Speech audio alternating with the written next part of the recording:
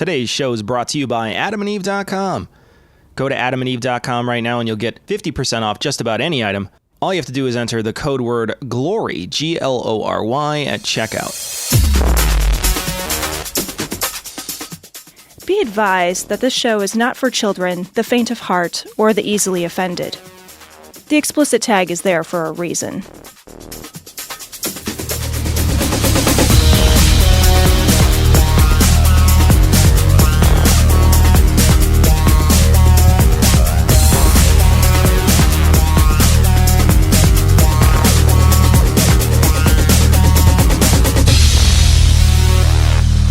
Recording live from Glory Hole Studios in Chicago, this is Cognitive Dissonance. Every episode we blast anyone who gets in our way. We bring critical thinking, skepticism, and irreverence to any topic that makes the news, makes it big, or makes us mad. It's skeptical, it's political, and there is no welcome mat. This is episode 509 of Cognitive Dissonance. And Cecil, I just want to point out that when I do it, it's not a crime. And that is going to be my defense from now on for pretty much anything that happens. Oh, yeah. When I do it, it doesn't matter. That doesn't count. As long as I believe in my hearty heart that because I did it, the world became a better place. Yeah. When I pull it out of the capital and it's not a practice. We obviously will be talking about the fucking bizarro fun factory that is the legal justifications going on in the impeachment trial a little later on or this week in Trump. But man, it's like you couldn't come up with crazier shit that if you pressed it from a fucking Play-Doh, what legal defense are we using? And the worst part is just delaying the inevitable. So that's the worst part. God. So we'll talk about that later. Let's move on to other fun stuff. Okay, yeah. So this story's from rollingstone.com. Rolling Stone has some really great journalism. I know that's no shit Sherlock, but I used to subscribe to Rolling Stone when I was a young person. Yeah. And all I read was the music shit. And I would be so annoyed at the long form articles about hey, dumb young person, here's how the world works. I'd be like, the new album is coming out and I want to know if it's good. I was such a stupid piece of shit. And you never paid attention at all to the long form article about Rush Limbaugh attacking Clinton because of this or that. Yeah, that's awesome. It's so, I had a subscription to Rolling Stone, a paper for years, and I didn't even know until I was in my late 30s, there's good journalism in Rolling Stone. Yeah. What a fucking idiot. All the hippies are slapping you in the face. No kidding, dumbass. All right, so QAnon YouTubers are telling people to drink bleach to ward off coronavirus. Nice. Well, that's fucking inevitable. Is there anything more fucking inevitable than that sentence that I just read? Are you really against QAnon supporters drinking bleach, though? I mean, are you really upset by that? Are you super duper upset by that? Because at a certain point, you are self-selecting. You're just saying, you know what? This is fine. I'm going to end the line here. I'm good. You know what? Just go ahead. You know what? That will work. Let me get you a glass. That's a way better way to say child-free, by the way. The line dies with me is way better than child-free. Child-free is so wimpy in comparison. I like child-free because when I hear it, I just I'm envious of the back half of that word. Free? The free. Because there is nothing freedom! Free. Yeah. Everything about my life lacks freedom. Oh yeah, it's not only cost-wise, but it's also just time-wise and so many different things. God, I've made a lot of bad choices. All right, so I want to talk about this because they have names. You have. I don't want to talk about that. Who cares about that? Seriously though, this is a product called MMS. And it's a miracle mineral solution, which is a bleaching agent that can give you acute liver failure. And I think acute liver failure is when you take a photo of it and you put it on Instagram. Acute liver failure is you're making duck lips with your yellow eyes. It's it's acute failure. That's adorable. You give your loved one a peck on the cheek as you die. Okay. Bad news is his eyes turned yellow and he's pissing blood. Good news is he did it while holding a kitten. Amazing. Oh my God. Good news is he got 75 Hardee's. Do you know what I love about this is the same group of people that are like afraid that like vaccines give you autism. That's MMR. Yeah, right. They're one letter away. They're so close. They're one letter away. They're so close, right? You were so close to getting this right. They were right in there. The QAnon supporters, we remember QAnon, guys. We haven't talked about it in a while because there hasn't there hasn't been any mass arrests that they were talking about for years at this point. Is it 3 years now? Is it the beginning of the Trump era that QAnon? I think so, yeah. Yeah, I think so. I want to know, like, I cannot wait until either next year, God fucking willing, or 5 years from now when like no mass arrests happen. Yeah. I know that these guys won't eat crow. None of them will eat crow. They won't ever walk it back. They're never going to walk it back. Right. They are in it to win it at this point. But when that happens, like, I want to have one on the show. I'd be like, hey, so here's some stuff you said out loud. Hey, you want some what were the mass arrests? Who exactly was in the mass arrests? Just wondering. Other than the 200 some people that have gone to jail in the fucking Trump administration, besides those mass arrests. Does Epstein killing himself and Prince Andrew not cooperating count as mass arrests? Here is the fucking news. Ex-commercial TV PR man, old Etonian and occasional pig fucker David Cameron would like to bomb Syria. Unfortunately, Russia's got there first and America's been doing it for ages. He wants to bomb Syria to stop the flow of refugees fleeing all the bombs. He's also hoping it will stop the increased influence of Islamic extremism. Bombing Syria will, of course, destroy the one remaining multicultural society in the region, leaving it open to the increased influence of Islamic extremism. To bomb Syria, therefore, is clearly mental. This is from Forbes, Kelly and Pompeo, how a journalist masterfully combated gaslighting. I want to play the clip, though, because we want to hear the clip first, and then we'll talk about what actually went down. People who work for you in your department, people who have resigned from this department under your leadership, saying you should stand up. Well, I don't know. I don't know who these unnamed sources are you're referring to. I can tell you this: these are not unnamed sources. This is your senior advisor, Michael McKinley, a career Foreign Service officer with 4 decades experience, who testified under oath that he resigned in part due to the failure of the State Department to offer support to Foreign Service employees caught up in the impeachment inquiry on Ukraine. Yeah, I'm not going to comment on things that Mr. McKinley may have said. I'll say only this. I have defended every State Department official. We've built a great team. The team that works here is doing amazing work around the world. Where have you defended Marie Yovanovitch? I've defended every single person on this team. I've done what's right for every single person on this team. Can you point me toward your remarks where you have defended Marie Yovanovitch? I've said all I'm going to say today. Thank you. I think that is a perfect way, and we've been talking about this, Tom, for a long time. This, one of the things that happened when Trump was first elected, and this happened with all of his staff too. So it wasn't just Trump, right? This isn't just a Trump story. This is an administration story. Everything that was happening in the beginning with his press secretary, with all of his appointees to high office, with himself, with his spokespeople that weren't even appointed to anything. Kellyanne Conway is who I'm thinking of. They all walked all over the press, and the press ate it up and posted it as if it were supposed to be outraged. You should be outraged by this, but nobody was outraged. In fact, it energized a whole group of people in this country, basically saying, look, you're getting what you deserve. You're an awful group of people. You're getting what you deserve.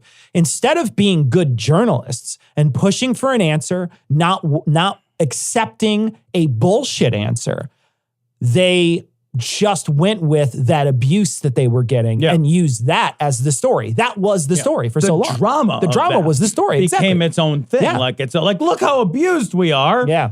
Well, we don't like that at all. But like but when they did that, I think what they also did is they taught everybody by example, like on the administration side, exactly what to do and how to deal with them and how to avoid. Right. Yeah. And we talked about many times how they need to ask the same question if someone doesn't answer it, right? Ask the same question again. That person didn't answer it. Cool. The next person in line, give up the question you were going to ask, as long as you're not one of those partisan hacks, right? Say, okay, well, you didn't answer that question over there. And we saw it happen 3-4 times during the entire administration where someone said, no, I really want an answer. And we have no idea whether or not they had that question in their own little bank ahead of time. Right. We don't know. But there's been a couple times that that's happened. In this case, this person has got Pompeo on the side and they're asking hard questions.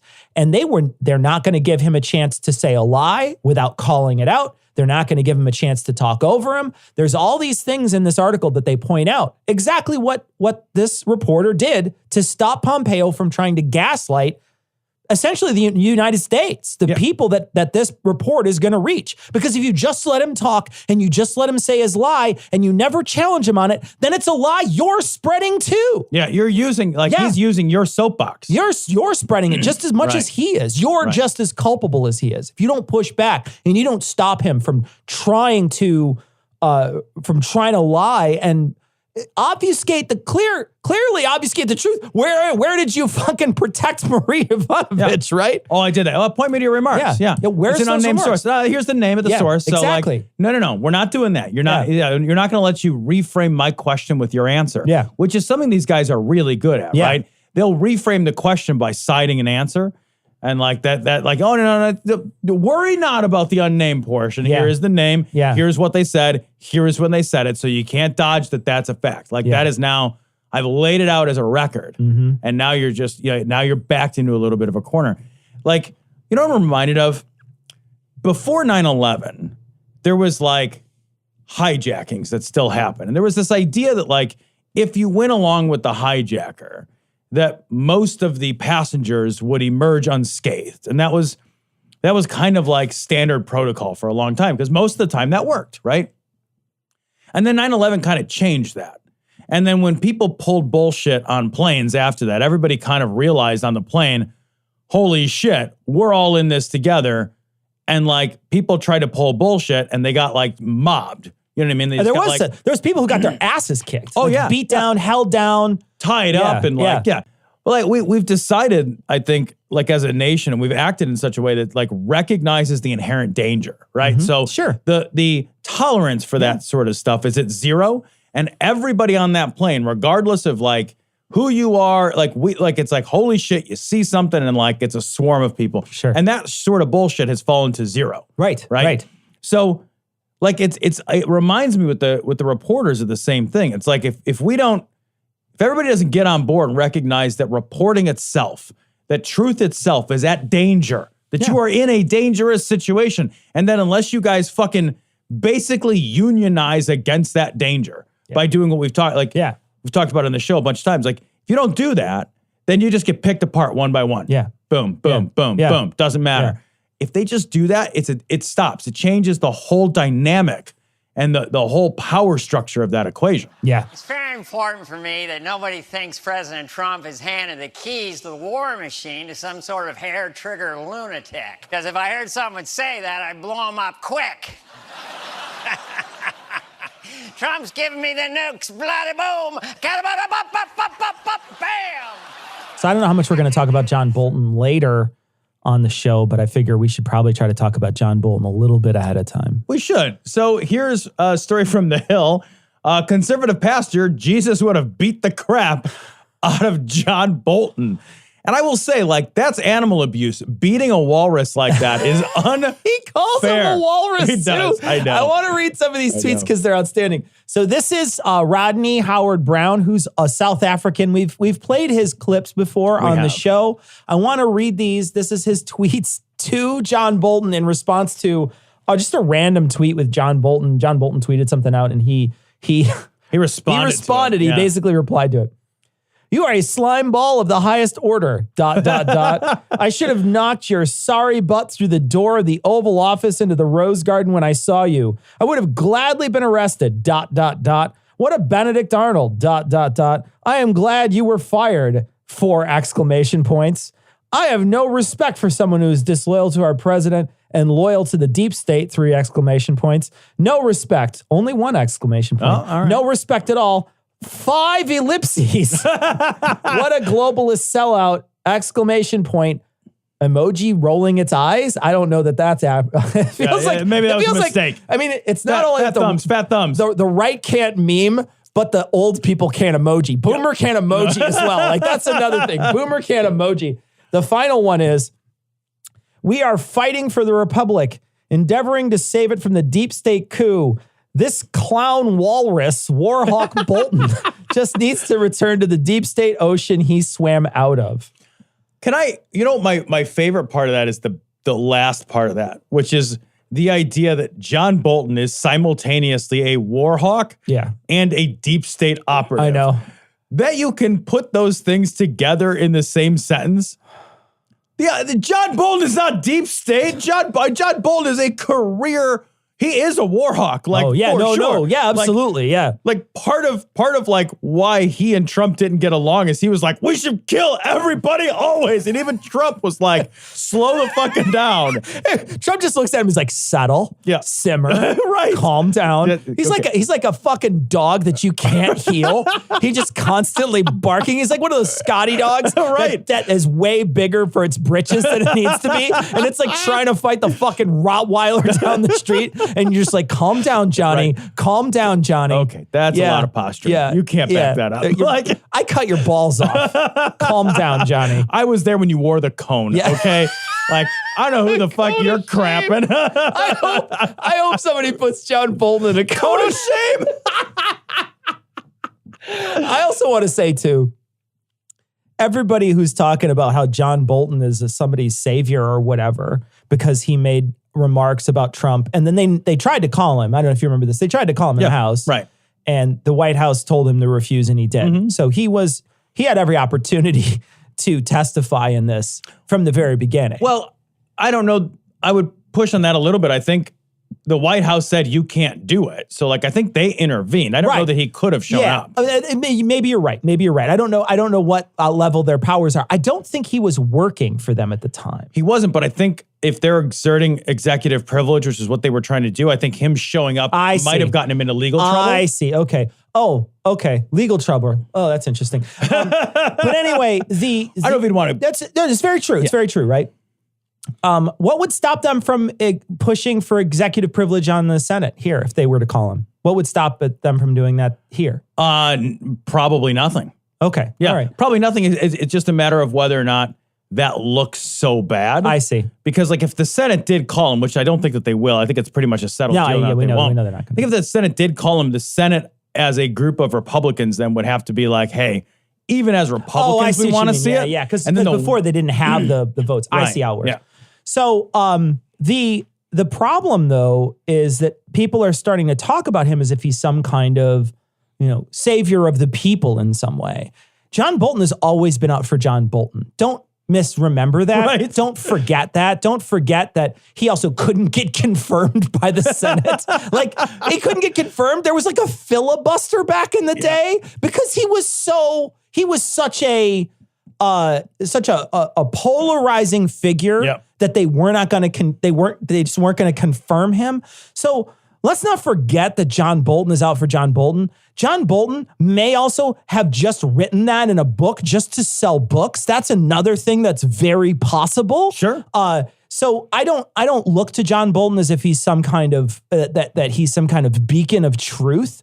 But I would certainly love to see him take an oath and have to say something that he could then be called out on if he lies under oath. That's a big deal. You can go to jail for that. Turns out several people have done that in the Trump administration. It's recently, it's the one bit of the dentures that still has some bites left. It's that one sharpish canine. But John Bolton is not anyone's savior. And I don't want people to misunderstand who this person is. He's a dirtbag. He's always been a dirtbag. He's a shitty Warhawk, exactly what this other old guy said. He's a shitty dude. And it's funny because I agree with Rodney Howard Brown. I just think the reasons why he doesn't like him is because he's not on his side right now. Yeah. I don't like him for much deeper personal reasons. I do want to say, like, this administration has caused me through the course of the last 3 years several times to look at loathsome people and be like, I gotta hear what they have to say. Like, there's never been a world where I'd be like, you know what? I've never been so interested in what Michael Cohen is about to say, and I don't want, now I want to know, like, it's not that I'm on their side. Yeah, no, you want to eat a gun after you say it out loud. But like there is a point where you're like, this administration is so fucked up that like really awful career Republicans that have like, they have been on the side of every like Republican administration for decade after decade. Yeah. And you're looking at that person and they're just like, I can't even. And you're like, we couldn't even to start with, man. This guy. Like, why are you in my camp? I never want to put my arm around John Bolton and sing Kumbaya. No. But right now, like, I want nothing more than to hear from John Bolton. Yeah. And like, there's a part of my brain that tries to say that sentence and is just like, oh, turn off all the synapses. Just shut it down. Shut it down. We are in a weird place, but I will say this. Nothing's happening in the Senate. We'll talk about it in This Week in Trump. Nothing's happening in the Senate right now. Just dumb posturing. Turn that off. Televise this fight. That's my answer. Televise the fight between John Bolton and Rodney Howard-Browne. Yes. On the fucking White House lawn. Two 65-year-old dudes. And I think Bolton's even older than 65. I don't know how, but this guy's about 65-ish. Put them out on the middle of the lawn in the rose garden. One swing, and they are huffing and puffing, and they're hugging each other because they're trying to throw the other one down, but they're both exhausted after 15 seconds. I would make the biggest thing of popcorn and watch that for hours. That would be my favorite thing that ever happened. I was part of a special task force of very young-looking cops who infiltrated high schools. How do you do, fellow kids? What? I just like this story. This is from BuzzFeed News. This is just like, Steve King is so loathsome, right? Oh, he's awful. The mom of Success Kid sent Representative Steve King a cease-and-desist letter for using the meme in an ad. So Success Kid, the Success Kid meme is that like chubby kid like holding some sand and like in a victorious like. Yeah, he's got a little in his mouth too. He clearly just put it in his mouth. He did. I mean, this is a photo, not a photo of a kid who's celebrating something. This is a photo of a kid who's wondering how he's going to get that grit on his face. That's what this is a photo of. Yeah.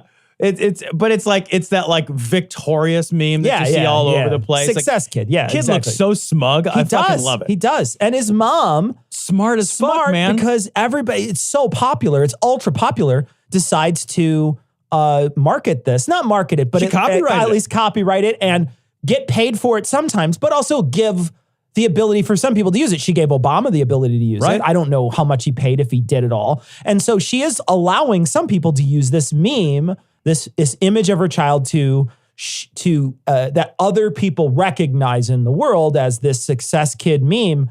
She's giving them the opportunity to use it without asking. Steve King uses it. Yeah, and she flips. She's like, "Hey, look, this is something that like I have a copyright to. Yeah, this is something that I routinely sell the rights to. Yeah, you can't just fucking use it." But she goes further. She says, "Just so that it's clear, I have and would never give permission for use of my son's photo to promote any agenda of this vile man or that disgusting party."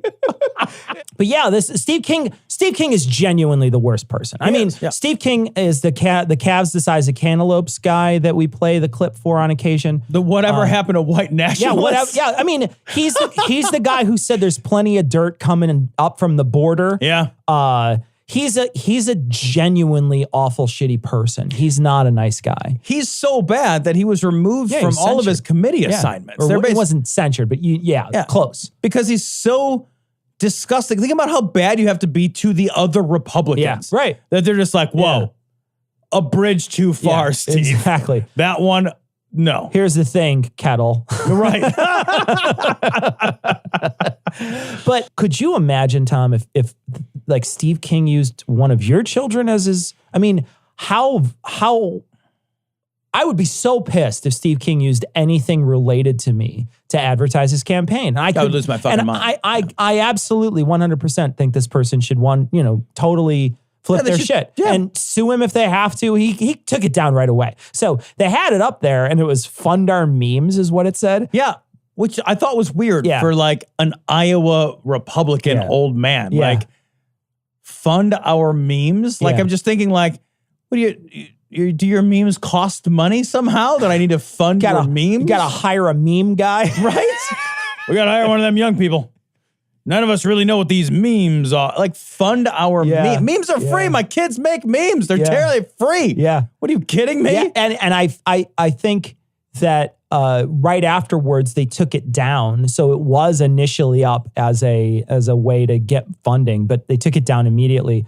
I'm glad to see somebody standing up to them. And they do this with the songs too. You've heard the songs when artists will send a message, like especially via Twitter, and say, please stop using my song. I don't want Born in the USA to be played at a Trump rally or something. You know, it's interesting. I read one relatively recently about that issue. And it's more complicated than you might think. So, like, those songs are not like there's a certain amount of rights that are typically given away in most production contracts. So if you're an artist and you sign like one of the like big contracts, like one of the things that lets politicians use those is you're basically giving away the right to play those in public arenas. I see. And because they have those rallies in these big public arenas, there's some like legal wiggle room about whether they need to ask your permission to use your fucking song. Sure. But what does happen typically is like they recognize they don't want to get into a fucking Twitter fight with a rock star. Yeah. And so they back off. But Trump hasn't always backed off of them. He just keeps using some of them. I think there's like an REM song right now that is the subject of the article and they're like, we fucking hate that you're using this. Don't use it. And they just don't respond to REM. So REM's just like in a Twitter fight with nobody. Yeah. And it's actually like, again, it's ignoring. Yeah. That's what they're good at. It's what they're good at. And they just ignore. It'd be like driving down the road after a cop turns his lights on and you're just going like OJ. You're just going and going and going. Like, and there's 5 or 6 cops and you're just waving and just driving down the road. They finally pit maneuver you and you just keep going. You just change directions. Yeah, exactly. Like, it doesn't even matter. I don't care. I wanted to go that way. That's what it feels like. That's what it feels like all the time with everything they do. Have you ever been in the car and not noticed you were being pulled over for too long? No. One time I was driving and I was a young man and I was extremely tired. Yeah. I was like... Your whole 18 to 22, you got about an hour a night. It was pretty rough. Yeah. There were some times that were rough. So I was driving along and this is how it happened in my mind. I'm driving along and I noticed like the lights and then I hear the sound. And I was like, oh, I'm being pulled over. So I pull over. And like, that's what I thought happened. And the cop's like, what the hell is wrong with you? And I was like, well, what did I do? I pulled right over. He's like, I've been behind you with the lights on for like a mile. He's like, I had to hit my siren to make you notice. And I was like, well, I was driving forward, so I was looking forward more. You know, like I'm all like tired and stupid. And he's like, you didn't see me back there? And like, I must have been like, and he's like, are you drunk? I'm like, I'm just tired, man. He's like, you shouldn't be driving this car. I was like, I'm like right near home. Can I go home? He let me go home. He was so pissed that he was just like, oh, you're just stupid. You're just too stupid to have a car. God, if you'd have gone 2 miles, he'd have beat the shit out of you. I know. If I was black. He'd have clubbed the fuck out of you, dude. Dude, I got pulled over. Like, I was the most like inadvertently racially profiled driver ever when I was in college. I drove a lot late at night and I drove a real shitty beater car for a long time. And so when I was driving the real shitty beater car, I would drive it through where my school was to get back home. My school is in a nice neighborhood, in a neighborhood called Naperville. And so I would drive late at night in a beater car through Naperville. And I got pulled over fucking all the time. And a lot of times I got pulled over because I was speeding. Like I remember one time I got pulled over in the rain, speeding with one of my lights out. Right? So like a hooker in the trunk. Yeah. They should have just shot me on the spot. It's 3 a.m, but like I'm white as the day is long. So like cop comes up and like shines his light and he's like, hey, you're speeding back there and your light's out. And I was like, yeah, it's raining too. And like I gave him my license and like I had like a picture of like a Simpsons character taped over my face on my license. Did you really? Yeah, I thought it was funny. I had Homer on my license. That's super funny. And he's like, can you take the picture off your license? I'm like, but I love this. And like, we made a couple of Simpsons jokes together and let me go. I got pulled over without getting a ticket like 12 or 13 times. because they thought I was someone I wasn't. Yeah, they thought you were somebody trying to do something bad in those neighborhoods. So like every time I was breaking the law though, every time I at least should have gotten a ticket. Yeah. And I never even got a ticket. They're just like, nice white, let him go. It was it was when I realized racial profiling is so a thing. Yeah. Oh, absolutely. Yeah. Hi everyone. Please enjoy this next ad read as written by Tom and Cecil. Free stuff is awesome, but free stuff to spice up the bedroom is even better. Hold on, there's a note. Emphasize butt while you're reading it so people know it's for butt stuff. Oh my God. If you go to adamandeve.com right now, you can select almost any one item for 50% off. Oh, that's pretty good. And then Adam and Eve loads on the free stuff. Loads. I'm sorry, they made me laugh at that. It's written in the copy. Enter offer code GLORY at checkout and get 10 tantalizing free gifts. A sexy item for him, a special gift for her, and a third item you'll both enjoy, or for your secondary or tertiary polyamorous relationships. Look, just because I'm a millennial doesn't mean we're all poly. And 6 free spicy movies, plus free shipping. That's GLORY, GLORY. Offer code GLORY at checkout at adamandeve.com. Sex is fun, and you should be doing it. Please, I guess. And statistically, millennials are having less sex, so let's change that statistic, please. Make more cognitive dissonance listeners, or don't, or fuck people. I don't know. Thank you. This story comes from Right Wing Watch. Rick Wiles, the coronavirus is an end times plague sent by God to purge the world of sin. Nice. Drama. All right, let's play this really quickly. This is Rick Wiles from his show True News. Real quick before you do, have you seen that people are genuinely confused about the coronavirus being related to the beer? That are you serious? Yeah, this is absolutely for real. I read a post article about this. That really funny. That Google, the Google search results are people are looking up corona beer virus and beer virus. They're the top results for the coronavirus. Because people are confused that it's a beer. I saw a funny joke online. When you get the coronavirus, the best way to cure it is to insert into the bottle Lyme disease, which I thought was really funny. That's pretty good. All right, so here we go. This is Rick. My spirit bears witness that this is a genuine plague that's coming upon the earth. And God is about to purge a lot of sin off this planet. Plagues are one of the last steps of judgment. So he's talking about the coronavirus being one of the plagues of God. Yeah. One of the plagues that's coming in. As a probably immunodeficient dude that could feasibly be more susceptible to this plague in his mid-60s than other people. Right. Do you think maybe he should hedge his bets a little? And just say, it's going to take good and bad people. Right. Yeah. When plagues happen, they're pretty indiscriminate. It's like God's other wraths that are just tornado hit a church. Exactly. To make people in San Francisco mad. God takes collateral damage wherever he goes. His fingers are big. It's like button mashing. It's like he fat thumbed it. I'm a big friendly God. It's all friendly fire to me. So real quick, I love too that it's going to purge the world of a lot of sin. I did a little bit of math real quick. About 100, using the numbers I saw today, about 106 people or so have died. About 7,700 are sick, which means that it's about 1.3% fatal. And it's just yeah. Like on a scale from 1 to yeah. It's like a big fucking meh.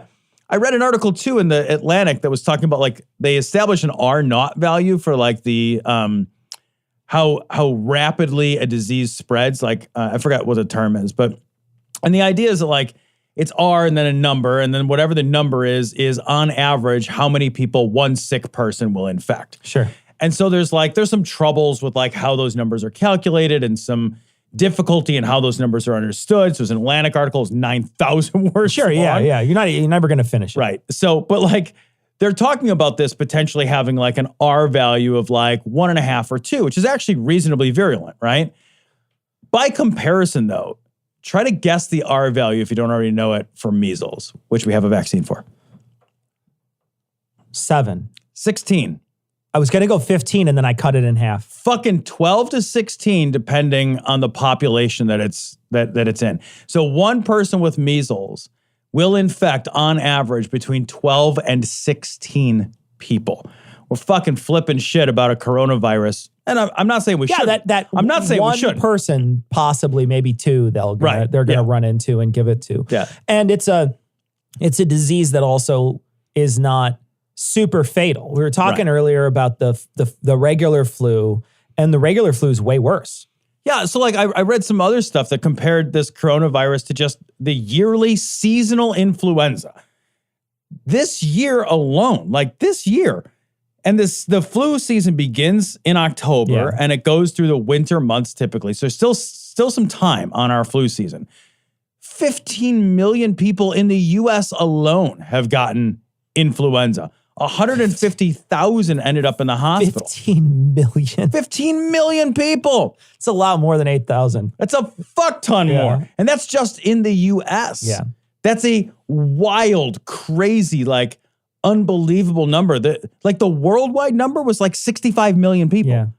This year, and the season's not over. Yeah. And we have a vaccine. You can go to the fucking CVS and you can get a shot that takes like a minute and every insurance company covers it. They all cover it. And like, then you don't get the fucking flu. And the flu has already killed, I think it was like 8,000 people, which is the same number of people that have gotten infected with the coronavirus. Yeah.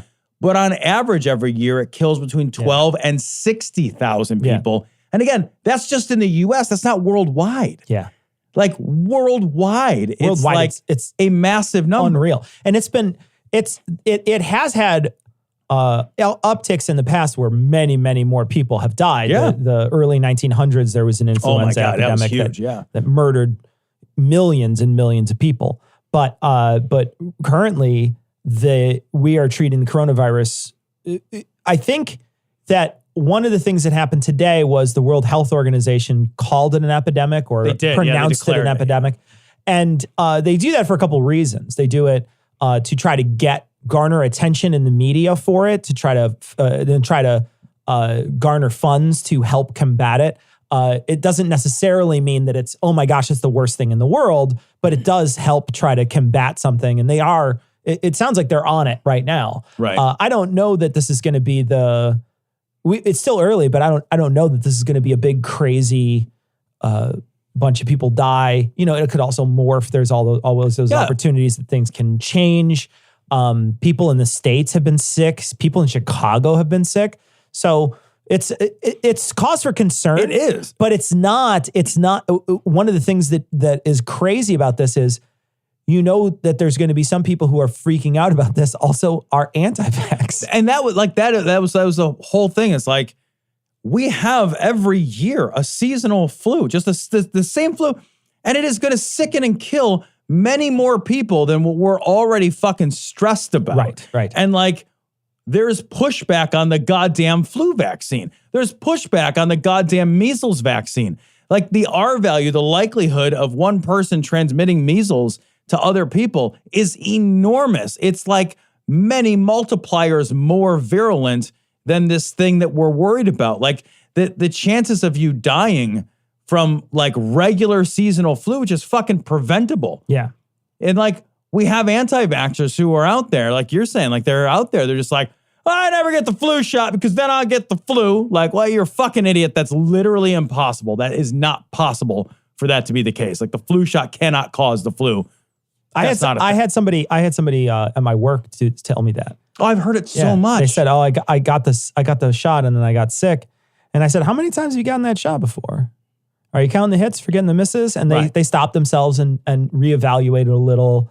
But yeah, it's a very common thing for people to say. They say it all the time. And then what they really mean is like, I got a cold. around the same time. Oh, oftentimes that's what they really and mean. Cold is not the flu. I got a cold, and it's like, you got a flu shot, and it takes a couple weeks for the flu shot also to become effective. And like any vaccine, it's not 100%. Like this is about like reducing. Yeah, it's narrowing the funnel. It's not like learn how it works one time. It doesn't fucking envelop you in a bubble, right? Yeah, and you walk around like a bubble person. I have a shield. Yeah. That is magic. That no, that's not. Yeah. Nobody has ever said that to you. Yeah. Like the very last step is war. That's the last step. But plagues and pestilence, those are one of the steps of judgment. When nations refuse, look at China.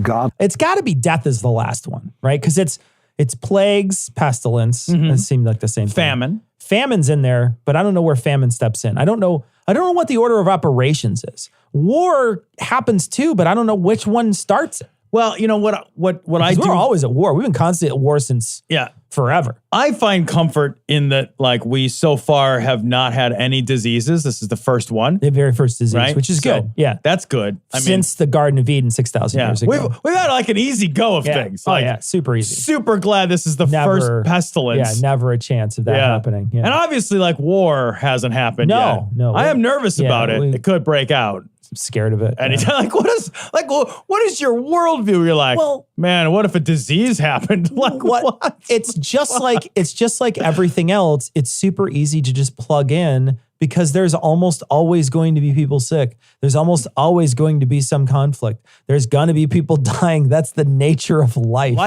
All of these things are ways in which they can control society by pointing to places in society and say, look, see, this is the bad stuff that you're bringing onto yourself. Right. You need to follow my orders. Godless state, a godless government, godless communist government that persecutes Christians, forced abortions. All right, the Chinese communists are not virtuous people. They're godless. And God is sending them basically like a pneumonia. Yeah. Like that's the big punishment. If you're buying into his worldview, just to extend his thing out, it's not like God is sending smallpox. Sure. Which we've already had, I guess, for no fucking reason, right? Right. Like God is sending like pneumonia that kills old people. Like that's essentially what coronavirus causes. Like old people and like immune compromised people, they fucking die because that happens. Yeah. It's very sad. It is sad. But like, this is your big retribution? It's like, ho fucking hum. Yeah. I'm not talking about the Chinese people. I'm talking about the government. Right. Okay. Well, the people are the ones that are getting sick, but fuck them. Yeah. You know, that's how God works. Yeah. God's like, hey, I know you didn't make this decision, but fuck you running. Yeah, exactly. You know, it's still your fault. Yeah. Actually, that's literally how your God works. Yeah, that's literally actually how your God works. It's collateral damage constantly. And it's never hitting the right person. Right. It's never going to take out the guy who runs the government over there. Any part of the government isn't going to die from this. No. It's going to be people that are poor or older, that are immunocompromised. Those are going to be your people who die from this. It's like God never shoots fucking the Hitlers of the world with lightning bolts. Yeah. It's never happened ever. Like at some point, can't you throw your hands up and be like, look, God is not helping. Yeah. He is not like stepping in like, well, that was a bad call. Let me go ahead and assist here. He had tons of opportunities to help guide bombs that dropped on Germany. Right. He never did one time. Never. There was even that like big assassination attempt that like failed. Like could have easily helped out there. Yeah. Tom Cruise with his eye patch could have used your help, buddy. Look at the United States. Look at the rebellion, the spiritual rebellion that's in this country. The hatred of God, the hatred of the Bible, the hatred of righteousness, hatred of innocence. I'm just bored of it. I don't hate it. I'm just bored of it. God. It's the most boring story ever told. Those people are not getting invited to the party. Yeah. I'm here to be innocent and righteous. And oh my God. Yeah, no kidding. Maybe you should fucking bring some guacamole somewhere else, motherfucker. You are boring. Rub it on your nipples, then we'll talk. Hatred of innocence. There's vile, disgusting people in this country now. The Jews. I'm sorry. Transgendering little children. Is that a thing? Is that a verb? Transgendering little children. Can you transgender someone? I don't know. Like, do you have to have the power of Grayskull to do it? Like, It sounds like a slur. It does. It does. Yeah. It sounds like a slur. Yeah. And it also like refers to something that is not happening. Yeah, right. Like it's his fucking made up bizarro fantasy life. Yeah. Perverting them. Look at the rapes and the sexual immorality and in the church. I'm sorry. the filth on our TVs and our movies. And folks, the death angel. He is just titillated. That's all that's happened. Like TV is fucking DVR now. Yeah. I don't know anybody. I don't know any psychopath that watches anything live except for sports. That's the only thing. No. There's people that walk around this world that watch live TV and they have their ringers up constantly. And they're psychopaths. They're fucking psychopaths. That's true. They're absolute psychos. Those are the people who are still talking to their friend on fucking speakerphone in the CVS. Yes. Oh, yeah. You know, you're just like, oh, okay. You're a psycho. You are a monster. Oh, yeah. You have people fucking hanging, curing in your basement, guaranteed. But the rest of the world is, right. Oh no, I recorded that show. I'm finishing right now. Yep. Better Call Saul. I had shelved it because we got into something else at the time. I had the last 4 episodes of the last season, and I was just reminded that a new season's coming out. So I said to my wife, hey, we should finish that show because we forgot to finish it and we really liked it, but we had gotten distracted.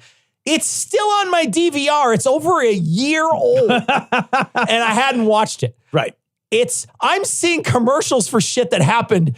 They're talking about the last few days of Rick Grimes on The Walking Dead. That's 4 or 5 seasons ago or something crazy like that. It's so long ago. Everyone's forgotten about it.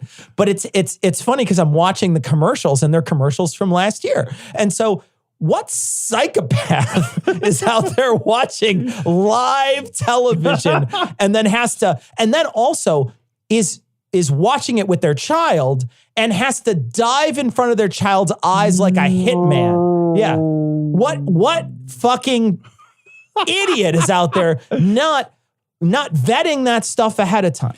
Yeah, but I think like guys like this, what they like, but say that they don't like, right? Is that like everything you want is available now. Sure. Like it used to be that like TV was something you didn't decide about. And now entertainment from like rated G to rated not rating that at all. Yeah. That's just press of a button. You have access to all of it. And I think guys like this can't fucking handle it. Sure. You know what I mean? It's like somebody takes the fucking governor off of his fucking car and he's like, I liked it better when you told me how fast I could drive. I can't handle it. Yeah. When I have access to nudity or violence or like whatever things, because clearly like the problem isn't like, oh, I am forced to watch things I don't want to watch. Like that's a goofy thing to say. Sure. Like I don't think anybody, I think like, it's like, I don't want to have access. I don't want you to have access to those things. I don't want those things to even exist. The world should live in such a way that like no boob was ever unencumbered. Yeah. My purity test is everyone's purity test. Death angel may be moving right now across the planet. I used to have a Death Angel shirt.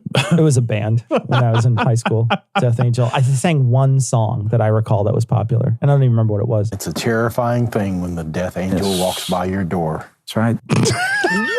Yeah, I would be if that ever happened. And then you're looking out your peephole and you're waiting for it to get into the elevator so you don't have to ride the elevator down. You're just looking at your watch, like, damn, I'm going to be late to work, but I don't want to ride down with the Death Angel again. Super weird. Jeez. Always stands too close. Talks about his work with me. I don't care what you do for a living, Bill. It's like wake up in the middle of the night, you got a big flashlight in your underpants walking through the house.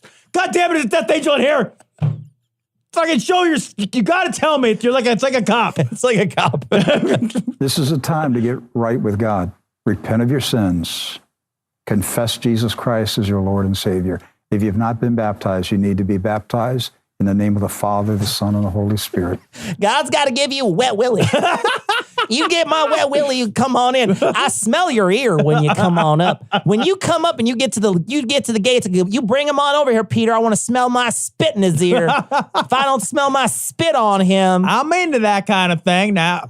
Fuck out of here. I look in your ear with one of them little light up things a doctor uses. If I don't see some of that spittle running around in there, God didn't get you wet during your life. God's got to make you sploosh. Because if you don't sploosh for God, you can't come in. Baptism's the dumbest shit in the world. I'm lubricated for Jesus would be a fucking amazing t-shirt. I'm lubricated for Jesus. God got me wet.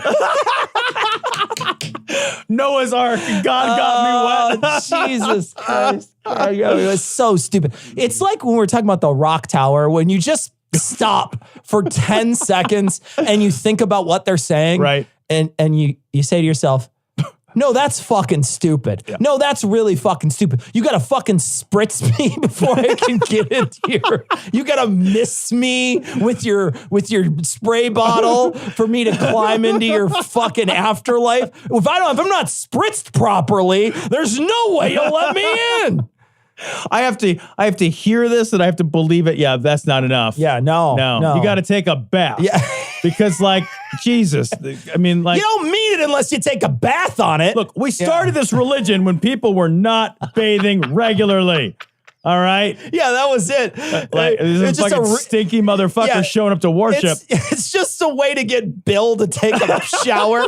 Look, there's no way you're getting into heaven unless you wash underneath your butt. Right? you gotta dig underneath your balls and wash your taint because I can smell it from here, Bill. Wash your nuts. Jesus Christ. We are not going to get 30 shepherds in this building after working all day without taking a goddamn bath. We are not bringing you in this building. Shit. Oh, it's such a stupid concept. The blood of Jesus Christ will protect you. Do not fear. If you're living right for God. Because he's a blood God. And never forget that he's a blood God. If the blood of Jesus Christ is on you, you have no reason to fear this death angel. This death angel. What? Because religious people don't die. Yeah. Oh, no. But when they die, even if they die horribly, they get a present at the end. They get a big prize. Yeah. Cecil, think right now in your mind of the greatest vacation you've ever taken. Okay. Would you like to go back and do that again? Sure. I bet you would. Would you like to go back and do that again? But first, you have to get horribly, horribly sick. I mean, terribly, monstrously, deathly ill, rattling around, smallpox, pestilently ill. But it's worth it, right? Because you'll get to go on a really good vacation. No? I don't know. What about if I could just give you that vacation? Right. Without any of the strings attached? Yeah. Okay. I could. Yeah, but you won't. What about if instead I was like, no. You see, you got to be like the guy in Shawshank Redemption. You got to climb through a river of shit in order to get it's like God, freedom. It's like God sets up all the internships for doctors at the ER. It's like, you got to work 100 hours in a row. It's got to suck. It's got to suck. You who are opposing the church of God, mocking God, attacking his servants, you better wise up. Janet Weiss. Because there's a death angel on the loose right now. This is a death threat. There's a death angel on the loose right now. You better stop picking on me. Jesus or my death angel is going to show up and death-rise you. Buddy, we're all in a race with the death angel. He's gaining on always wins. Gaining on all of us. Fool. So there's a couple of other stories that came out about Rick Wiles this week. We're not going to play this, but he does say at one point, Tom, that unsaved Jews, because they reject Jesus Christ as the Son of God, they are going to be basically the Antichrist. Somebody's going to come from that world and be the Antichrist. Yeah, his whole his anti-Semitism is so deep. He's like, let me tell you a little something about the Antichrist. I don't know who he's going to be, but I know he'll be a Jew. Jew. Exactly. And you're just like, what the fuck? Exactly. I can't narrow it down who it's going to be, but I can narrow down what it's going to be. Yeah, right. That's for damn sure. And then we also found out that he once again received White House press credentials. True news. Yeah. True news is as legitimate as Glory Hole Studios. It absolutely is. It absolutely is. And our cameras look better. That would be amazing if we could get into the White House. Glory Hole Studios, President, Glory Hole Studios, Glory Hole Studios. Oh my God, would that be amazing? I'll tell you what. You know what we need to do? We need to get White House press credentials. No, so here's what we need to do. We need to start a GoFundMe. And we need to collect a certain amount of money. Yeah. And then hire a a very recently retired, well-respected reporter. Yes. And then we need to say we are an absolutely 100% legit news organization. We have so-and-so as our correspondent and then get them press passes that say Glory Hole Studios. We need to do this. It needs to happen. It needs to happen. We need to somehow figure out a way to hire somebody who just recently retired, who is someone who spends their time on the Hill. Hell, we could even poach somebody. Right. We could poach somebody from wherever if we get enough people to donate. We need a Glory Hole lobby. We need a lobbying arm of Glory I thought you just meant we needed a lobby here. I was going to say, yeah, because then you could see who's going to come in. That's better than the surprise factor. It's way better. Cheeky, cheeky little Antichrist. Naughty, naughty baby Antichrist. Swishy, swishy baby Antichrist. That brand new baby's So this is kind of related to the Rick Wiles Antichrist Jew thing. I thought it'd be fun. This is from BenjaminCorey.com. Could American evangelicals spot the Antichrist? Here are the biblical predictions. And I really grabbed this to see which one of these would say Jew in it. That's why I grabbed this story. Does it say Jew? Well, let's go through a couple of them. I don't, Let's see. Hold on. All right. Yeah. Control F. Jew? Not on 0 out of 0? 0 out of 0. Try Jewish. I know that's not how Control F works. I literally know that's not how Control F works. That's not how it works. It would find Jewish too, Tom. Yeah, okay. All right. It is a subset of Jew. Wouldn't just find Jew. Yeah, okay. Unless you're calling them something else. Okay, look up. Cecil gave me a look. He's like, I'm not even editing that shit out. Don't you do it. The Antichrist. The Antichrist will be the leader of a nation that is a military superpower with the ability to trample and crush the entire earth. Oh, but read the fucking... Okay, so it's real easy to say that, but then read what it actually says. So let's do that, Cecil. Let's actually read the Bible-y stuff and not the interpretation of the Bible. I'm going to get a headache. Okay, here you go. So, the fourth beast shall be the fourth kingdom upon earth, which shall be diverse from all kingdoms, and shall devour the whole earth, and shall tread it down and break it in pieces. So read that again. Read exactly what it said. It says the Antichrist will be the leader of a nation that is a military superpower with the ability to trample and crush the entire earth. That doesn't sound anything like what I just heard. Oh, well, no, but look, okay, I'll help. So the fourth beast, I don't know what the other three are. It's diverse from the other kingdoms. So that means that it's a military superpower. That's what diverse means. I'm going to come across this.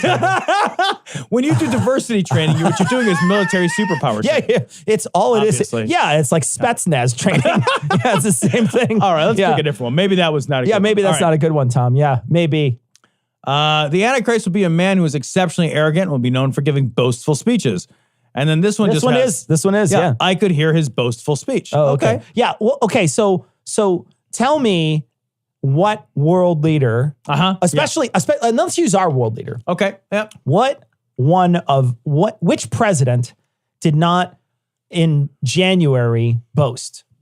Because January is the State of the Union, or early February. So what president came up there and said, sorry guys, I fucked up. I'm real sorry. I fucked everything up. I'm really a bad president. Right. I shouldn't be here. Yeah. I'm terrible at this. Man, I'm really bad at this job. No, every single one of them is saying, this is up. I do this. I did that. I'm awesome. Someone should be sucking my dick under this podium right now. This should be like Police Academy 1. Yeah. I should totally be that guy who's getting raped by a hooker in front of everybody. That should be me right now. Instead, that's exactly what it is. It's always self-fellatio. Every one of them is boastful. Right. Because that's what politicians do. Right. Well, I mean, that's like a requirement of the job if you're going to give a speech called "Here's what we accomplished." Yeah, right. Right. Like, I feel like there was even a banner at one point. I could misremember. Was there a mission that they were working on? Did they ever finish it? I don't remember. I don't know. Nope. This one, Revelation 13:1. I saw a beast coming out of the sea with 10 horns and 7 heads, which stood for 7 hills. And they're saying that the Antichrist will come from among 7 tall hills that each act as a head. And they're talking about the Trump Towers being those 7 tall hills, which are not hills. It's just so it's whatever you want it to be. It's whatever you want. Yeah, it's seeing anything. It's all garbage. Yes, it's fucking utter and complete nonsense. And the fact that someone and read through, if you get a chance, we'll post the link to this. Read through some of these. Read through some of the actual passages from Revelation, and they're garbage. They're Revelation literally is the dumbest thing we've ever read. Yeah, they're absolute garbage. They don't mean anything. But even the interpretations, when you start reading this person's interpretations, this could mean anybody. You could fit anybody, because all you're doing is picking things that kind of fit. And you're also wildly interpreting what the actual text says. Yeah, the text doesn't mean anything, which is the problem. Yeah. The text is full of like, oh, if I'm going to interpret a hill to mean a skyscraper, to mean a building, to mean a tower, like hill could, like, if you're deciding every fucking thing as a metaphor, then, and you get to decide what the metaphor stands for, because there's no fucking answer key. Yeah. What the fuck? It's pointless. This Revelation is less meaningful to read than fucking David Icke's biggest secret. Yeah, absolutely. Hi, everyone. This next clip comes from our live stream from earlier this week. If you want to check out our live streams, make sure you're tuning in to either Twitch, Mixer, Facebook, YouTube, and Twitter. I mean, Periscope. Every Thursday when we're doing our live streams around 9 p.m. Central. Here we go, guys. We're going to keep playing this shrieking lady. Tell me if it's too quiet, though, okay, everyone? Doors. Revelation will come forth, and he will emerge an incredible witness and mouthpiece for my glory. For I, the Lord— Is this all shit? Mouthpiece for my glory? Wait a minute. I've been, you got to tip a little extra for the mouthpiece for the glory. It's a whole— We have one here at the studio. Mouthpiece for your glory. Is she saying this is all stuff God told her about Trump? I can't hear anything except for the shrieking thing in the background. I'm sorry. I think that it is. Every time these guys say that, I'm like, what exactly is the purpose of that? Yeah. Like, why would you just like tell Trump himself? Yeah, right? Like, why do you have to like tell somebody? What? Like, are you like— And why do you have to send it a coded message? Just tell him outright. Just tell the girl you like her. Yeah. You know what I mean? Yeah. Hey, man, could you find out from so-and-so's friend if what's her butt? And then they have to do the 1, 2, 3, pick 4. A color. Pick a color. Pick a thing. I love you. Get the fuck over it. It's a cockatiel. Well, that's why. How do you know? Like, you just know by the sound? Does somebody know it's the... There is someone who really wants us to eat that peanut slab. Peanut slab. They are very much into this. What's the thing? Let's see what the Do we have to at. eat a fucking nut slab right We're now? Gonna refresh it. Oh God, guys, Galaxy it's 49 Bar's votes. winning. Galaxy Bar is in the lead. Slab is second place. Look out, guys. You better convince your friends here to vote for the wrong thing or the right thing. We're gonna eat it after this video. So, Lord have already ruled in the courts. The gavel has dropped. oh God. Why would you let this be a thing? Christ. That's like an old-timey modem or something. What was that shit. shriek? Did she put the cockatiel on? Is the cockatiel doing the speaking now? They stuck the Ethernet cable right up the cockatiel. It's like, bong, bong, bong. Jesus. Holy What shit. the If you're fuck? Christopher McDonald, like, what are you thinking right now? Are you just like, this is why I'm live. Oh, wait, no, that's our problem too. Okay. They needed Ian. That's what I'm saying. I just posted the link again. Someone's asking for the link. Vote. If you haven't voted already, vote for the slab or for the other stuff. These are the 3 options: Galaxy, Côte d'Or, or Peanut Slab. Those are your 3 options tonight. Real quick at the bottom. happened? Real quick at the bottom, they have live at 7 p.m., replay at 10 with afterthought Monday night spiritual smackdown. They're trying to, they know what their other audience is Raw SmackDown or whatever. So they know what they're up against. They're looking at so they have to make it sound cooler than it is. Right. Because he's not coming off the top rope onto this girl, although she looks like somebody's going to clothesline her right She now. would fucking love it off the top rope, and you know it. And you fucking know it. Hey, man. You got to be at fucking varsity level to go off the top rope? Off the top rope and not break anything? Jesus Christ, I'm 42. I'm just like, Jesus Christ. I'll spring gently off the bottom rope, roll twice, and go to bed. Why don't you do the work? I'm tired. I love totally calling it Afterthought Monday. Like, That's definitely how you get people excited. Oh, yeah. It's an afterthought.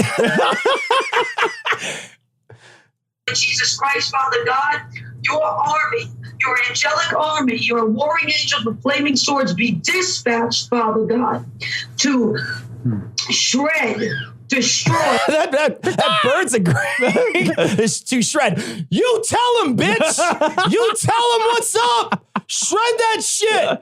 But it's saying it in cockatiel, so you can't really hear it. That bird's like badass. Yeah. It's just like, you fuck that guy up, but don't overheat Teflon in this room because I will die from that. I'll fucking go. I will go. That's it. I am a delicate motherfucker, but I will fuck you up. And put down every plot, scheme, contract, assignment, hex, vex, spell, and attempt of the enemy. You know what? She knows the name of all the reindeer. That's like some Marshall Mathers fucking rap thing going on there. That's amazing. Against the president, against those with him, against those praying for him, and against your people, Father God. Father, in the name of Jesus Christ, as you sent the captain of the army of the Lord of hosts to lead Joshua. Wait a minute, the captain of the army of the what now? What did she just like? The captain of the army of the word of the host of the Lord of the Lord of hosts. Let's listen to it again. That's so many titles. There we go. That is a lot. That's like more titles than like. How does that even fit on like a business card? Okay, here we go.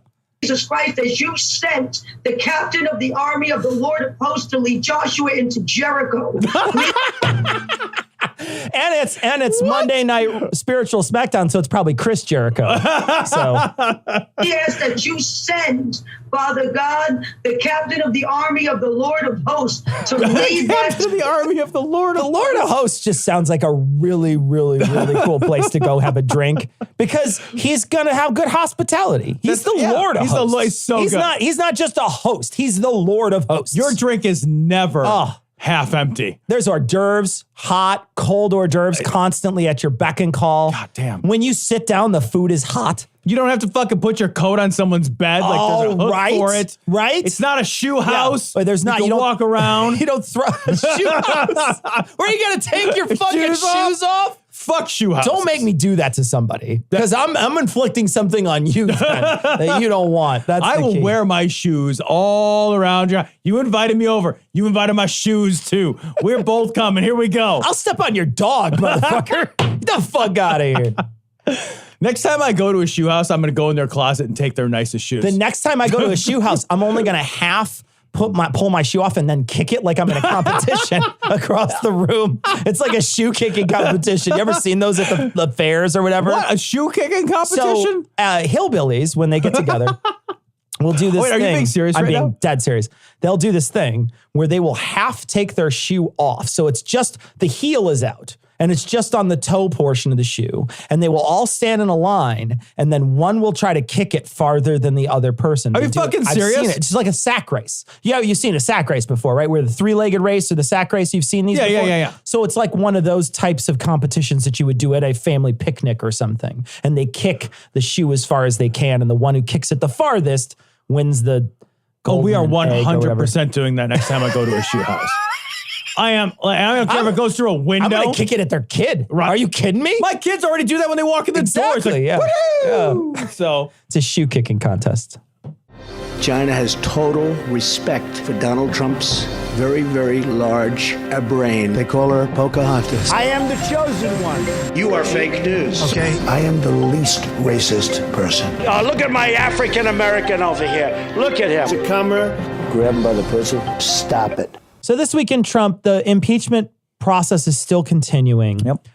We have a couple of stories we want to talk about. One is just the way Dershowitz is arguing right now about whether or not Trump should be found guilty of these things and removed from office.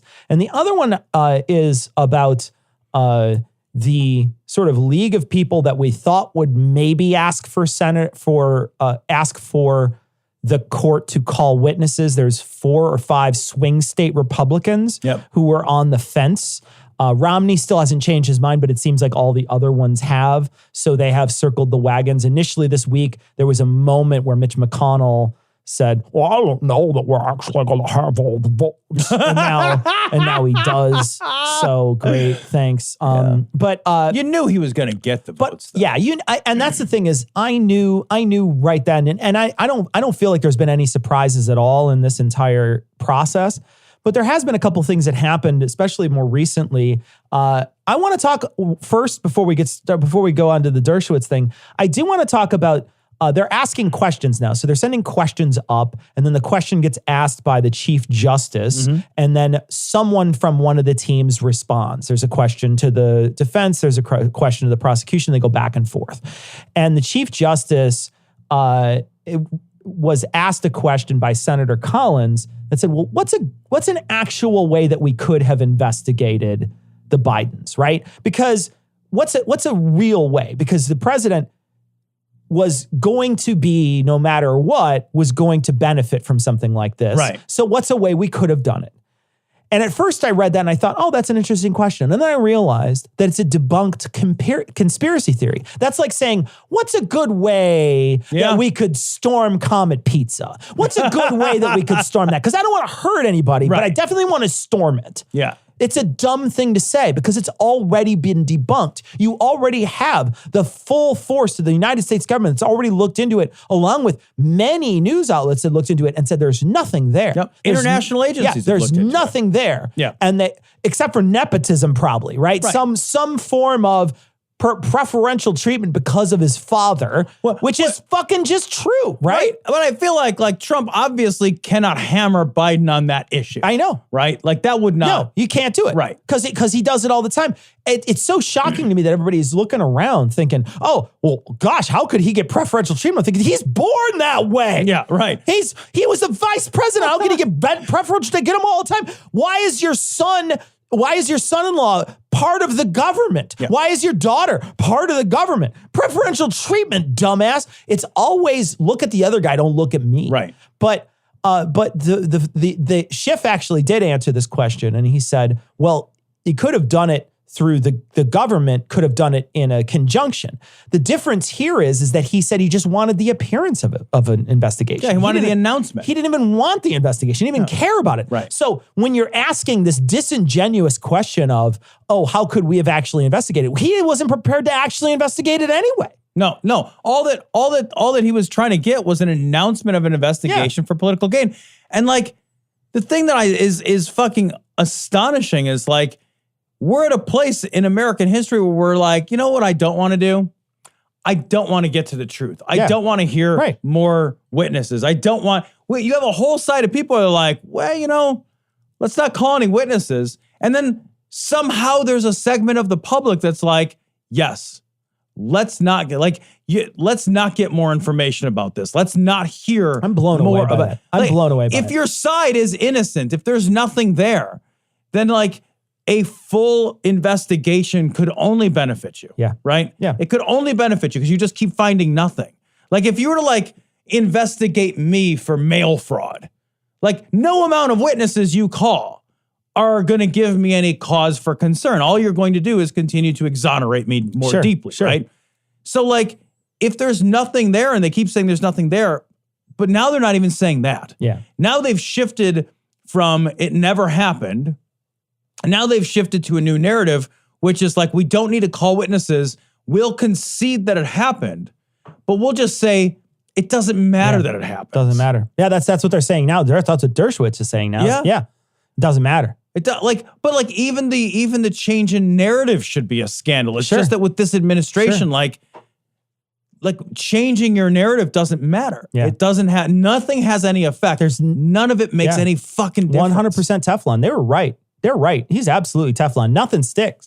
Lev Parnas this week released a tape of him and Trump and a bunch of other people talking about the situation in the Ukraine. And he said, she's out there saying you're going to be impeached. And Trump said, get rid of her. So over hearsay, over what one person said, he said, get rid of a United States ambassador. Get rid of her. Yeah. Fire her. Yeah. And a year later, she was fired for no reason, without any cause. And that's like, that is a Trump has said, I don't even know who that person is. Yeah. Like he lies so much. Like everything, all of these things, all these, what we think of as like our standard for scandal, Cecil, has changed so much. Yeah. Our standard for like what we get upset about has like changed so much. I worry it's never going to change back. I worry that like we're at a place where we're having a process, an impeachment process, and we're saying like, you know what, let's not find out what's true. And let's argue about the merit of finding out what's true or not. That's what this is. That's literally the conversations that are taking place. And people on the street are like, yeah, let's not find out what's true. Like people on the street, Republicans support the Republican position. It's so divided. It's so partisan. You know, what's interesting was today I saw something from Schiff, and he had said that while they were arguing things in the Senate today to impeach the president because he's been obstructing justice by not allowing people to be subpoenaed, they were hearing in another court somewhere, the Justice Department was talking to a judge, and the judge had said, well, what's the remedy to stop the White House from blocking subpoenas? What's the remedy? And the Justice Department argued it was impeachment. And he said, I literally cannot believe that right today they argued that this is what the remedy is, what we're doing right now. And then they still have a whole group of lawyers who are saying that's not what should happen. The trouble is every trouble, right? But like, man, if this happens, if this goes through, if this legal precedent gets set, and I think that it's going to, right? Yeah. What we have basically done is we have ceded control completely to the executive. We have a king. We have a king now. That is 100% what happened. Change the name. Change the name, because we have a king now.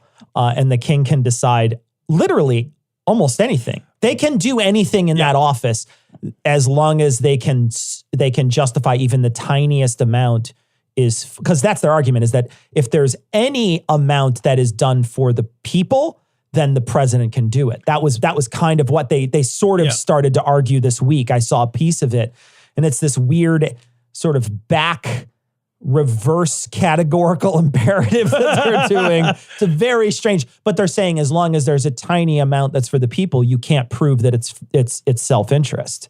And so that's what they were trying to argue that earlier in the week. It's like Dershowitz's whole like thing that he's saying is like, because every politician believes that it is in the country's best interest for them to be in charge, then anything they do to further their aim of solidifying control is a public good. Yep. And therefore, anything that they do, like any quid pro quo or anything that benefits their political campaign, because in their mind it benefits the American people, whether it does in actuality or not. This is like the cop defense of I felt afraid. Yeah. You didn't have a gun. No, you're I right. shot you, but you felt afraid. You're right. My feelings matter more than the truth. Yeah. We're handing over all of the power to the goddamn executive branch. We're breaking the part of the Constitution that gives Congress the ability to hold accountable and act as a checks and balance. Yeah. By the same logic, Nixon would have done nothing wrong. Mm-hmm. By this same logic, Nixon would not be in trouble. Yeah. Watergate would not and should not be a scandal. Shouldn't be a scandal. That's now the argument, right? Is that Watergate was fine. Right. Fucking hell, man. And it can be like I think you're right about precedent. It's going to be a very once this gets thrown out, because they've already sort of said that they're not going to choose to call witnesses. Right. Even though Bolton's book comes out this week and says that he heard the president and it doesn't even matter. It doesn't even get entered into the record.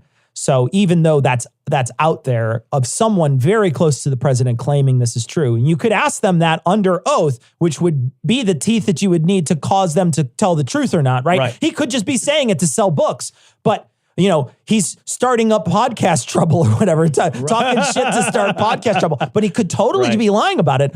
All you'd need to do is call him up to make him say whether or not he's lying about it. Right. Then you have cause, but instead it's just, we're just not going to pay attention. Well, and the senators are not allowed by law to consider it because it's not testimony. Yep. So if they don't enter into record, and like fucking McConnell is the biggest fucking liar. McConnell and Graham are such fucking piece of shit liars because they went out and they said like, look, if he's got something to say, why doesn't he hold a press conference and just say it? That's a bullshit, disingenuous thing to say. If he holds a press conference and says it, it has no more effect than writing it on a book or writing it on his fucking junk and fucking someone with it. It doesn't matter unless he testifies to it. During the Super Bowl with it on his ass, and it doesn't matter. Unless it is testimony, it does not matter. Yeah.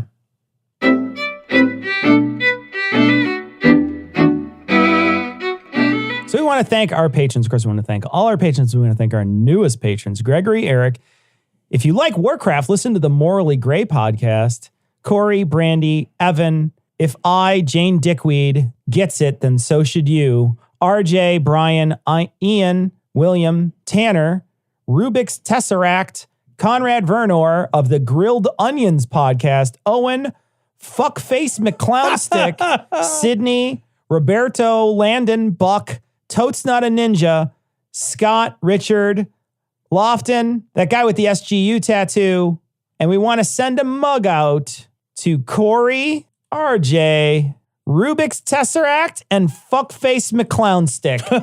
You guys send us a message at ian@dissonancepod.com or dissonance.podcast@gmail.com. Tell us your snail mail address. We will send you a Citation Needed mug. Please download and listen to Citation Needed, and please tell people about it. We think it's a quality show, and we think it's a lot of fun. Also, you should just tell people about our show, too. Yeah.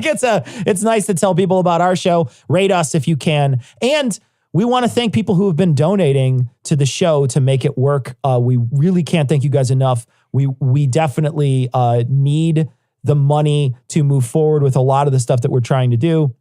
And we need the money just to pay our bills. And so we want to ask you, if you have not been a patron and you've listened to us for 10 years, 12 years, you could have listened to us for 12 years, 6 months.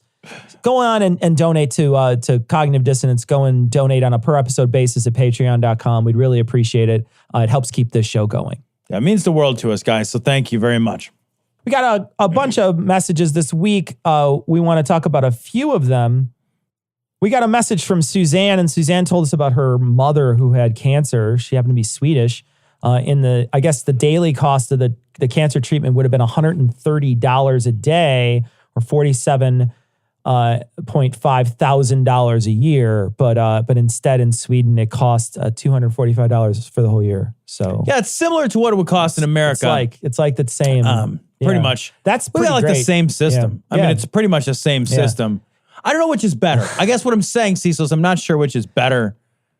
I feel like I know exactly which is better. You know what's interesting? I heard, I don't remember if it was from a Senate inquiry or something, but someone was talking about, you know how like Buttigieg and a couple other people are saying, you know what we need is we need a public option that's Medicare, but then we also need our current private insurance. Yeah. And public option would pull from the insurance companies the sickest people who can't get insurance, right? Those sick people who can't get insurance or who pay really high premiums, and people that are poor, which also leads to poor health outcomes constantly. Sure. So the health insurance companies would be making tons of money off of people, because there wouldn't be that low end of the pool, that low end of the pool where, because that's what insurance does is normalizes that line, right? It says, here's the most healthy among you will pay for the most sickest in this insurance plan. And unless everybody's on the same plan and everybody jump ship, all the sickest jump ship to the government option, then the government's paying for all the sickest or a lot of the sickest, disproportionately more of the sickest people, and the health insurance companies get away with paying for fewer sick people. That's I wonder how that would work though. If like you get your insurance from your employer, your insurance doesn't change based on your like health. Right. Like everybody pays the same amount. Right. But there's a bunch of people uninsured. Uninsured people. Yeah, it's the uninsured would people. all push out. They'd all push out. Yeah. Yeah. I do wonder like what would be the effect of that? Yeah. I mean, when they asked the guy who was sort of prognosticating about the future of health insurance. Yeah, it's and he said it would be a bad idea. It sounds like a terrible idea. He says it would be a terrible idea. I mean, it makes sense why it would be a bad idea. He said it would not be great. Yeah. Because then they would be self-selecting out all the healthy people and basically just making money off of those healthy people. Well, I can't even imagine that the insurance industry wouldn't do something too to right? make that more of a thing. Right. So best candy, Brandon sent a message and said, hey, just so you know, 538 ran an internet poll on the best Halloween candy with 8,700 responses. Reese's Peanut Butter Cups came out number 1 out of 86 with an 84% win rate on head-to-head of other candies. That's pretty impressive. And it makes sense because Reese's is a solid, awesome. It's an awesome. It's never. You're never disappointed by it. Yeah, I know people. I know people in other countries say our chocolate is shit and all that stuff, and it's like, yeah, you guys have more slavery, great. Yeah, and I get that. I get that. I know for sure our chocolate isn't up to the standards of other places. But I will say a Reese's cup is just a solid. It's a good candy that you can get locally. We get weird messages where people say we don't know what we're talking about. We've never had good chocolate before. I was a pastry chef. I know I've had chocolate couverture. I've tempered my own chocolate. I have had chocolate before. Like, you don't know where I've been, Lou. Fuck you. So we get weird messages, like very hostile messages sometimes where people are weirdly aggressive about how stupid we are. We're talking about what you get at a grocery store, guys. You can't go in and buy some weird like Belgian chocolate there. We just don't carry it. Yeah, it's not like we're saying, what is the best chocolate you've ever had? No. And then I'm answering with a Hershey Special Dark. No, God, no. If I said that and you beat me to death with a Hershey Special Dark, I would have that coming. Yeah. That would be on me. I will say, best chocolate I've ever had was a pastry chef that you and I knew. Yeah. A guy named Matt. He used to make ganache-filled chocolates. And the chocolate he used was a French chocolate called Calabo. And that's the chocolate couverture, which is a much more, and I don't know if I'm pronouncing that correctly. Somebody's going to say it's couverture or whatever. I don't know. But anyway. I hope they do. But anyway, it's actually what you would make a higher quality chocolate bar out of. When you buy a chocolate bar in a store or you buy chocolate chips, those are not chocolate couverture. Chocolate couverture has a higher content of cocoa beans in it and also a higher content of cocoa butter.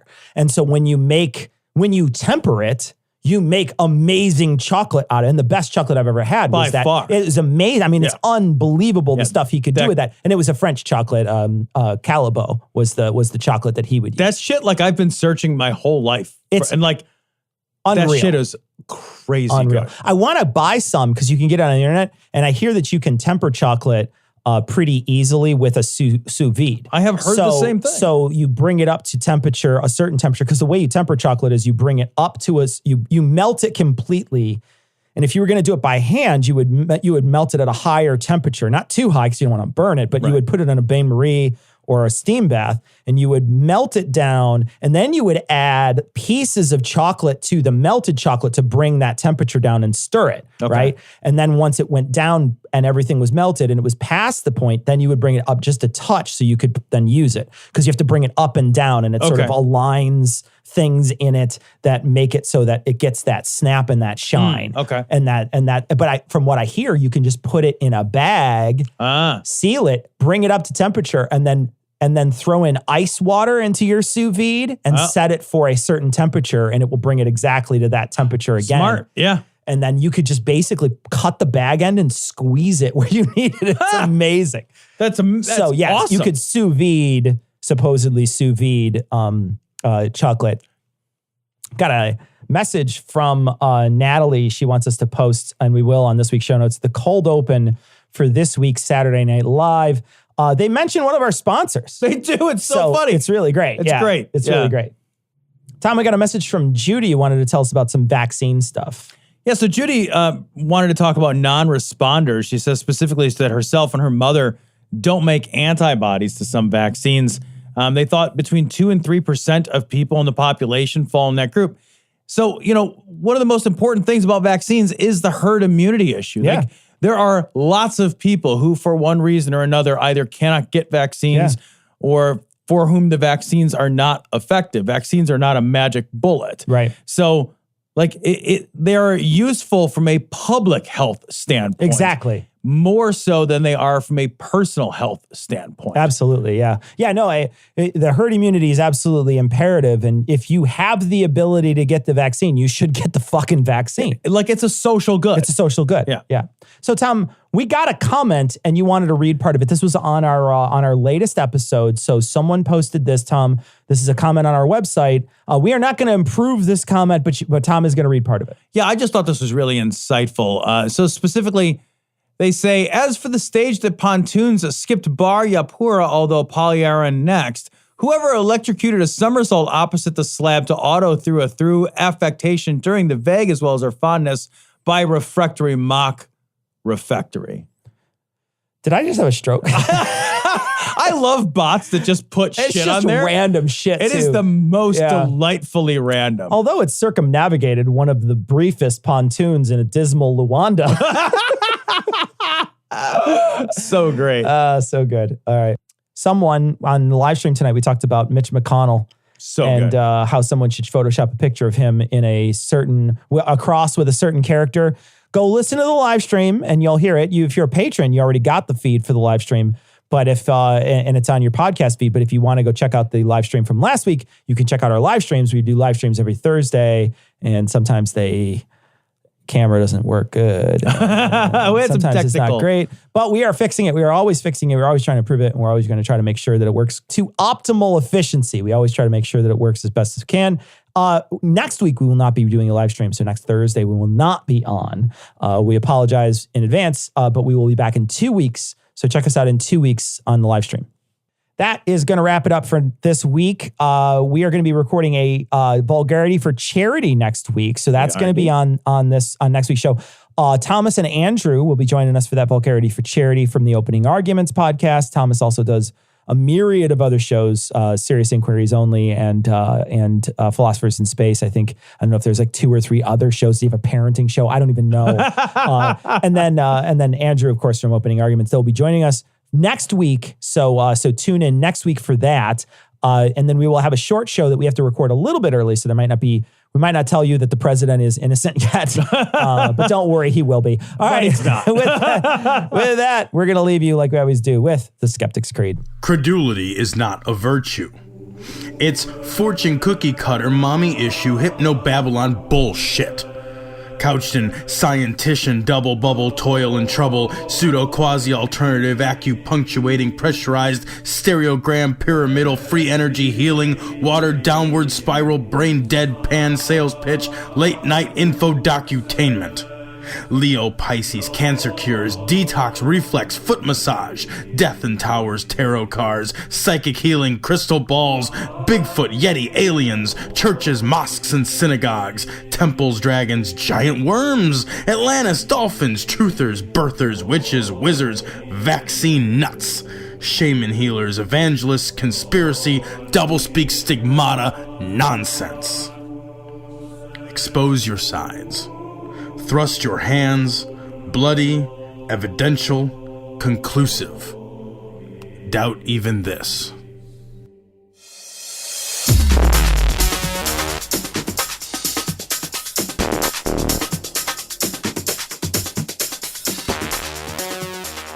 The opinions and information provided on this podcast are intended for entertainment purposes only. All opinions are solely that of Glory Hole Studios, LLC. Cognitive Dissonance makes no representations as to accuracy, completeness, currentness, suitability, or validity of any information, and will not be liable for any errors, damages, or butthurt arising from consumption. All information is provided on an as-is basis. No refunds. Produced in association with the local Dairy Council and viewers like you.